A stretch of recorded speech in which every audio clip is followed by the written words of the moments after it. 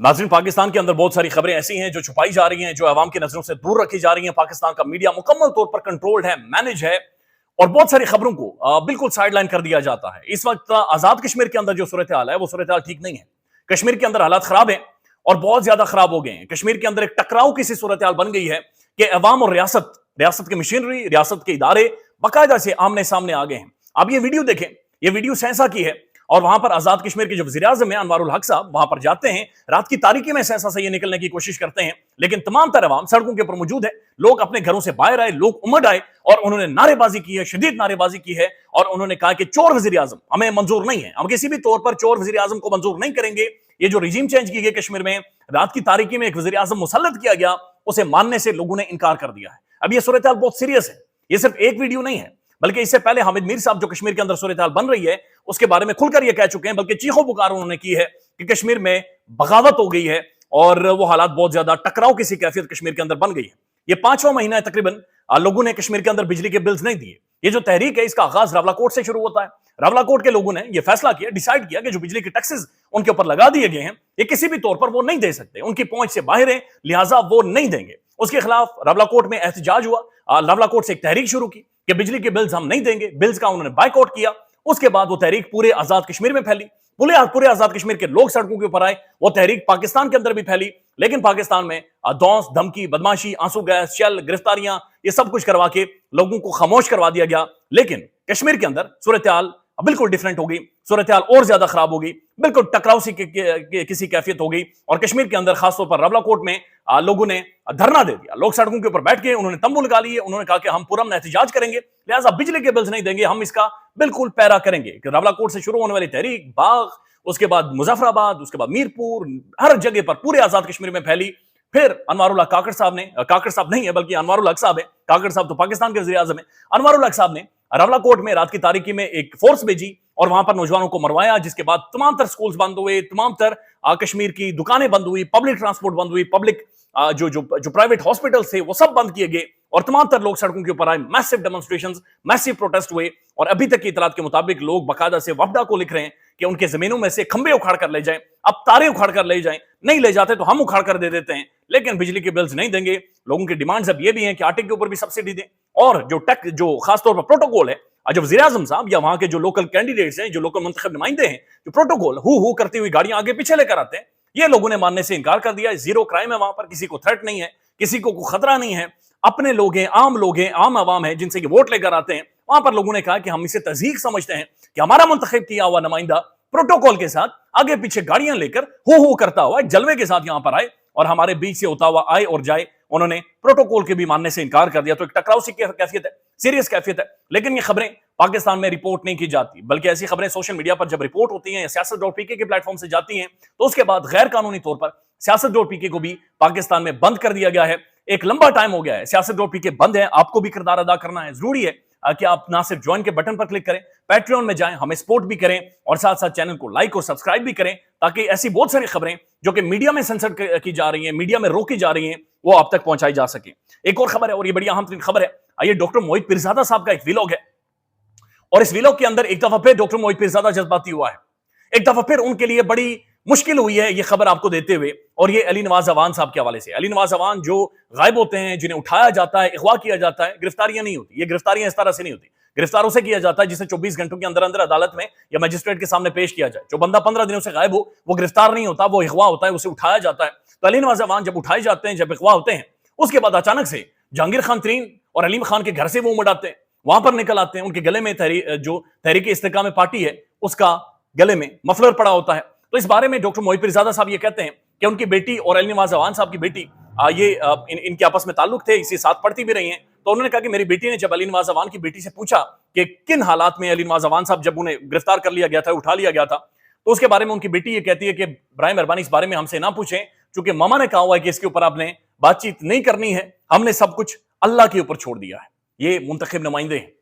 ये पाकिस्तान के पार्लियामेंटेरियंस हैं, ये लोगों के रिप्रेजेंटेटिव्स हैं, ये पाकिस्तान की जमहूरियत है। लेकिन पाकिस्तान की सुप्रीम कोर्ट, काजी फाइज ईसा साहब, मुअज़्ज़िज़ जज, पाकिस्तान के आजाद अदलिया, पाकिस्तान के आजाद जजेस इस तरफ नजर डालने के बजाय पुराने केसेस, पुराने घुंगलों से मट्टी झाड़ना, पुरानी बहुत सारी चीजों के ऊपर बातचीत करना, पुरानी डेमोक्रेसी, और बदकिस्मती से या खुशकिस्मती से आप ये कह लें कि बहुत सारी कुरानी आयात के बारे में भी जिक्र करते हैं, इंसाफ के ऊपर बातचीत करते हैं, लेकिन ये जो जुल्म और ज्यादती हो रही है पब्लिक रिप्रेजेंटेटिव्स के साथ, इसके बारे में कोई बातचीत नहीं करता, इसके बारे में कोई भी खुलकर सामने नहीं आता। एक और खबर है, और ये खबर बाबर अवान साहब के हवाले से, पाकिस्तान के लीगल विज़र्ड हैं, अहम तरीन पर्सनैलिटी हैं, उनके हवाले से समर अब्बास साहब ने ये खबर दी। और समर अब्बास साहब ने कहा कि एक वकील, एक अहम तरीन वकील और एक प्रॉपर्टी टाइकून प्रेस कॉन्फ्रेंस करने जा रहे हैं पीटीआई के खिलाफ, और बिजनेस टाइकून मलिक रियाज है जिनके बारे में कहा जा रहा है, खबरें रिपोर्ट हो रही हैं, इससे पहले फैसल बावडा भी रिपोर्ट करते रहे कि वो प्रेस कॉन्फ्रेंस करने जा रहे हैं, लेकिन इन्होंने बाबर अवान का जो ही नाम लिया तो इसके ऊपर बाबर अवान साहब ने बड़ा खुलकर इसके ऊपर जवाब दिया है। उनका बड़ा शदीद रद्द अमल आया है, और उस रद्द अमल के जवाब में बाबर अवान साहब ने इन्हें यह कहा है कि जनाब ये चल झूठे, और उनका ये बिल्कुल झूठ है, ये फ्रॉड पर मबनी है, ये 2 नंबर के ऊपर मबनी है, ये मैं किसी भी तौर पर कबूल नहीं करूंगा। लेकिन साथ साथ उन्होंने कहा कि मैं लीगल नोटिस इस एंकर को भी भेजूंगा, खबर देने वालों को भी भेजूंगा, और साथ साथ जो चैनल है उस चैनल को भी मैं लीगल नोटिस भेजूंगा। साथ उन्होंने ये भी कहा कि अगर मेरी फैमिली को, मेरे बच्चों को या मुझे किसी को भी कुछ होता है तो उसका जिम्मेदार ये खबर देने वाला होगा, उसका जिम्मेदार ये खबर बुनियादी तौर पर फैलाने वाला पाकिस्तान के अंदर होगा। तो बदकिस्मती ये है कि मीडिया इस तरह की खबरें फैला रहा है, मीडिया इस तरह की खबरें दे रहा है कि जिनसे लोगों की जिंदगियों को खतरा होता है, फैमिलीज को खतरा होता है, लोगों को अपने बच्चों के लिए थ्रेट या फिर एक खतरा बाकायदा से महसूस होता है। अब एक और खबर है, और ये अहम तरीन खबर ओबेसली क्रिकेट के हवाले से, क्रिकेट वर्ल्ड कप का इख्तिताम हुआ, लेकिन जिस तरह से ऑस्ट्रेलिया जीता है उसके बाद से हालात इंडिया के अंदर ठीक नहीं है, सूरत हाल बहुत ज्यादा खराब है। एक तो पैट कमिंस के वो वाली स्टेटमेंट जहां पर उन्होंने कहा कि इससे ज्यादा कोई चीज बेहतर नहीं हो सकती कि आप इतने बड़े क्राउड को खामोश करवा दें, उन्हें बिल्कुल साइलेंस में लेकर जाएं, उन्हें चुप करवा दें। अब ये स्टेटमेंट बहुत आम स्टेटमेंट है, चूंकि ये नरेंद्र मोदी का अपना घर था, ये नरेंद्र मोदी स्टेडियम था, नरेंद्र मोदी साहब खुद मौजूद थे, अमित शाह मौजूद थे, और जो क्राउड था ये बीजेपी का क्राउड था, एक हॉस्टाइल क्राउड है जो कि वहां पर मौजूद था। और इससे पहले आपको याद होगा कि जय श्री राम के नारे, इससे पहले बाबर के ऊपर ठट्ठे मजाक, और ये क्राउड जिस तरह की गुफ्तगू या बातचीत इस क्राउड की तरफ से आती थी वो काफी सारे सवाल उठाती रही है। अब इसके ऊपर ना सिर्फ पैट कमिंस के स्टेटमेंट के ऊपर भारत के अंदर बहुत ज्यादा चर्चे हो रहे हैं, ये बहुत सारे सवाल उठ रहे हैं, बहुत ज्यादा गुस्सा है, बल्कि रिकी पॉन्टिंग ने फॉक्स न्यूज के ऊपर एक स्टेटमेंट दी है, यह अहम तरीन स्टेटमेंट है। रिकी पॉन्टिंग ये कहते हैं,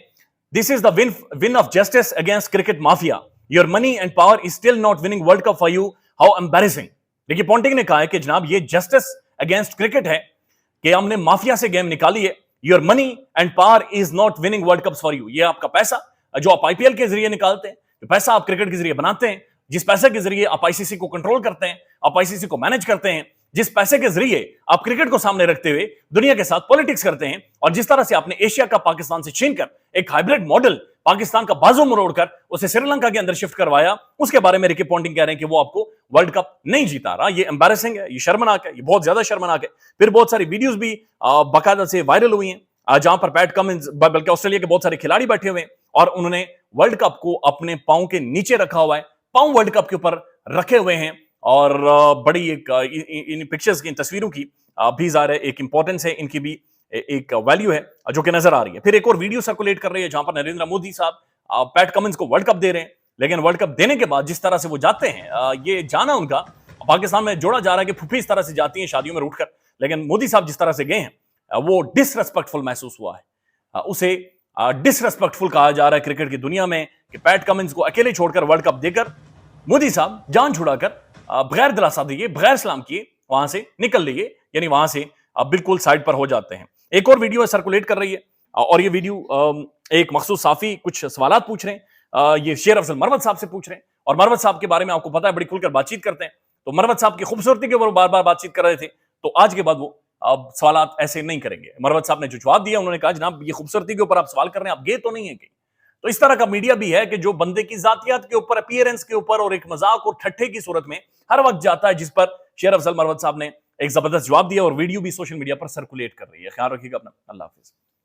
पाकिस्तान में इस वक्त सबसे बड़ा मसला बोलने का है। पाकिस्तान में बोलने नहीं दिया जाता, जुबानें खींच ली जाती हैं, डर है, खौफ है, टेरर है। पाकिस्तान का मीडिया मुकम्मल तौर पर कंट्रोल्ड है, वेल मैनेज्ड है, एक मैसिव सेंसरशिप है। इसी तरह का दबाव पाकिस्तान में सियासत.pk भी फेस कर रहा है, जिसे पाकिस्तान भर में गुज़श्ता कई महीनों से मावरा आइन, मावरा कवानीन मुकम्मल तौर पर बंद कर दिया गया है, मुकम्मल तौर पर बैन कर दिया गया है। सियासत.pk की नशरियात को लिमिटेड करके पाकिस्तान में छोड़ दिया गया है। तमाम तर कानूनी मुआवजे के ऊपर आवाज उठाई गई, दस्तक दी गई, लेकिन हर तरफ से खामोशी है, सन्नाटा है, कहीं पर कोई सुनवाई नहीं है, कोई सुनने को तैयार नहीं है। लेकिन इसका हल क्या है? क्या खामोश हो जाए? क्या सवाल ना करें? क्या मालूमात आप तक ना पहुंचाएं? क्या इंफॉर्मेशन आप तक ना पहुंचाएं? मालूमात भी पहुंचेगी, इंफॉर्मेशन भी पहुंचेगी, सवालात भी उठेंगे, लेकिन अब आपने रोल प्ले करना है, आपने अपना किरदार अदा करना है। और छोटा सा एक प्रोसीजर है, प्रोसेस है, उसके बाद आप अपना किरदार अदा करें और हमारी मदद करें। पहले आपने यह करना है कि हमारे YouTube चैनल को सब्सक्राइब करना है, उसके बाद ज्वाइन के बटन के ऊपर जाना है, क्लिक करके हमारा मेंबर बनना है। या फिर दूसरा ऑप्शन यह है कि आपने वीडियो की डिस्क्रिप्शन में जाना है, वहां पर पैट्रियन का लिंक मौजूद होगा, उस लिंक के ऊपर क्लिक करें और हमें सपोर्ट करें, हमारा हिस्सा बने, हमारी ताकत बने। ख्याल रखिएगा। अल्लाह हाफिज।